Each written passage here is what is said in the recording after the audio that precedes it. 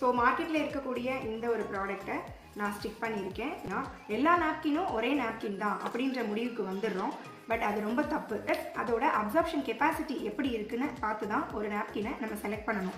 இதை யூஸ் பண்ணியிருக்கிற மெட்டீரியல் பார்த்தீங்கன்னா ஃபுல் அண்ட் ஃபுல் பிளாஸ்டிக் தான். ஸோ இதை வந்து எத்தனை லேயர் இருக்குது அப்படின்றத நம்ம இதுலேயும் பார்த்துடலாம். எந்தளவுக்கு அப்சார்ப்ஷன் இருக்குன்றதையும் இந்த டெஸ்ட்டில் நம்ம பார்க்க போகிறோம். ஸோ பார்த்தீங்கன்னா வெறும் 25 ml வாட்டர் நான் வந்து இதில் ஊற்றி செக் பண்ண போகிறேன். அதுக்கப்புறம் நம்மளோட மாம் பேட்ஸில் எந்த அளவுக்கு அப்சார்ப்ஷன் இருக்குன்றதை பார்க்கலாம். ஸோ நான் ஒரு 25 ml ஊற்றி பார்க்குறேன். இதுக்கு இந்த கெப்பாசிட்டி எப்படி இருக்குது அப்படின்றத பார்க்கலாம்.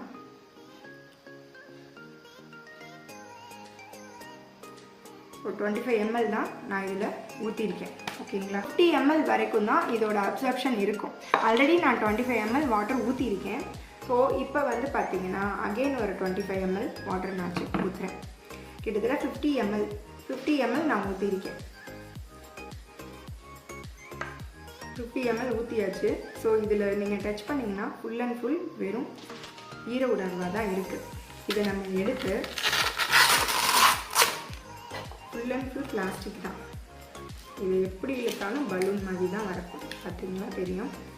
ஸோ இந்த 50 ml நம்ம ஊற்றின வாட்ரு அப்படியே வந்து பிழிஞ்சோன்னா நம்ம மார்க்கெட்டில் எல்லோரும் ஒரு பெண் குழந்தை பீரியட் ஆனோன்னே இல்லை பியூபர்ட்டி அட்டன் பண்ண உடனே எல்லோரும் போய் கடையில் வாங்கி கொடுக்குற ஒரு ப்ராடக்ட்டு. இது பார்த்திங்கன்னா ஃபுல் அண்ட் ஃபுல் பிளாஸ்டிக். இதுக்குள்ளே இருக்கிற லேயருன்னு பார்த்தீங்கன்னா இந்த மாதிரி காட்டன்னு சொல்லியிருப்பாங்க. பட் அது ப்ளீச் பண்ணப்பட்ட கெமிக்கல் இவ்வளோ தான் இருக்குது. ஸோ இதில் பார்த்தீங்கன்னா வெறும் பேப்பர் தான், ரீசைக்கிள் பண்ணப்பட்ட பேப்பர். இது காட்டன் கூட கிடையாது. நீங்கள் ஒரு 5 நாள் தொடர்ந்து இப்படி பிளாஸ்டிக்கை வந்து உங்கள் ஸ்கின்னில் ஒட்டிட்டு இந்த பிளாஸ்டிக் வந்து இது அப்படியே உராயும் போது என்ன ஆகுனா இந்த லேயர், இந்த மேலே இருக்க லேயர் பார்த்தீங்களா, இது வந்து நம்மளோட ஸ்கின்னை வந்து டோட்டலாக pH பேலன்ஸ் இல்லாமல் பண்ணிடும். வந்து டோட்டலாக இரிட்டேஷன் ஆக்கி விட்டுரும். ஸ்கின் இச்சிங், ரேஷஸ் எல்லாம் வர்றதுக்கு காரணம் இந்த ஃபஸ்ட் லேயர் தான். அது போக இதுக்குள்ளே இருக்கக்கூடிய ப்ளீச் பண்ணப்பட்ட டயாக்சின் கெமிக்கல் இவ்வளோ தான் இருக்குது. ஒரு பேடுன்னு எடுத்துக்கிட்டிங்கன்னா இந்த பிளாஸ்டிக் தான் இருக்குது. ஓகேவா?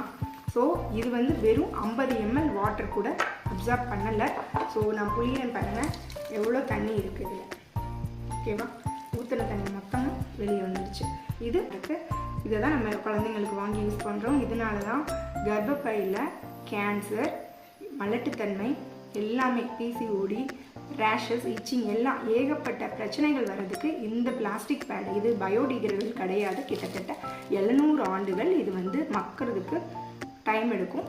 இது வந்து நம்ம என்விரான்மெண்டலுக்கு தகுதியான ஒரு விஷயமா இருக்காது. இப்போது நம்ம இன்டர்நேஷ்னல் குவாலிட்டி மாம் ஆனியான் சானிட்டரி நாப்கினில் எத்தனை லேயர் இருக்குது, எந்தளவுக்கு அப்சார்ப்ஷன் இருக்குது அப்படின்றத நம்ம